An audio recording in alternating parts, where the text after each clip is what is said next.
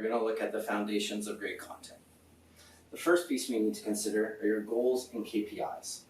You need to be able to measure how successful your strategy and content is. Your goals should be measurable and focused on contributing to your bottom line. Ultimately, you want to be generating revenue with this work. So this could be revenue, clearly, registrations for a webinar or an event, downloads of your app or your software, and general overall market share. Are you increasing your piece of the pie? Your KPIs, or your key performance indicators, should be measurable and relevant to your goals. So from an SEO perspective, we're looking at rankings in Google. Are we getting more traffic? Are people engaging with our content? Are they reading those pieces? Are they visiting other pages? Or are you getting more subscribers to your newsletter or more followers on your social media? KPIs should be directly tied to your goals so that you can understand if you're moving in the right direction with your content. Next, brand guidelines. You definitely need to be considering your tone of voice and how you're going to write this content. Even if you have a team or you're a solo person, you need to understand how you're going to write content that is meaningful and engaging to your readers. So, are you taking a more editorial tone of voice, authoritative?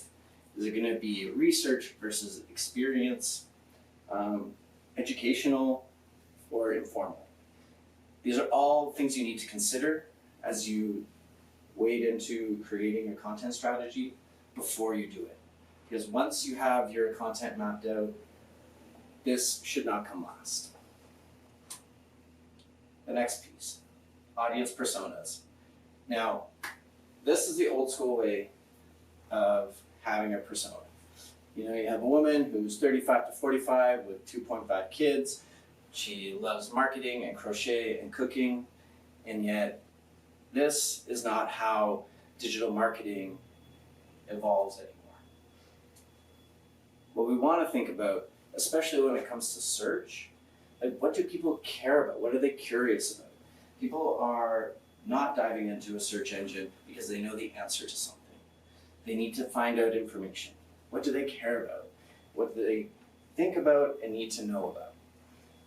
When you put your reader first, you think about why they're searching for something. You're able to better understand their thinking and the patterns that go on within content consumption, purchasing, and what gets people to take action. So think about those key areas when you're conducting your search. It's not about age, it's not about demographics. It might be geography, but it's largely about what they're curious about. And so think about that when you're crafting your topics and how you're going to answer those questions. The next part, internal communication plan. Now this is something that gets overlooked a lot. I was going to throw Webflow up here as a recommendation, but thought against using that. Here we use Google Docs for most of our collaboration because we can have clients in there, we can have our team, and everyone can communicate on the same piece of content and everyone can see what is going on. Keeping everyone on the same page is essential when you're crafting anything in a team environment. You could use Slack, Microsoft Teams, there's tons of other ways to do this, but find the one that works for you.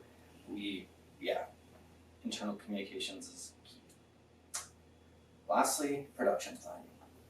Now, again, find something that is collaborative, something that all of your team can get on board with, something that everyone is comfortable using or can get comfortable using. Think about, we use Asana. You again could use Slack or Google Docs, and Microsoft Teams. They all have this built in. But make sure that everyone is able to track when things are going out, who's doing what deliverables need to happen in order for a piece of content to go out. So consider this for your foundation around your content strategy.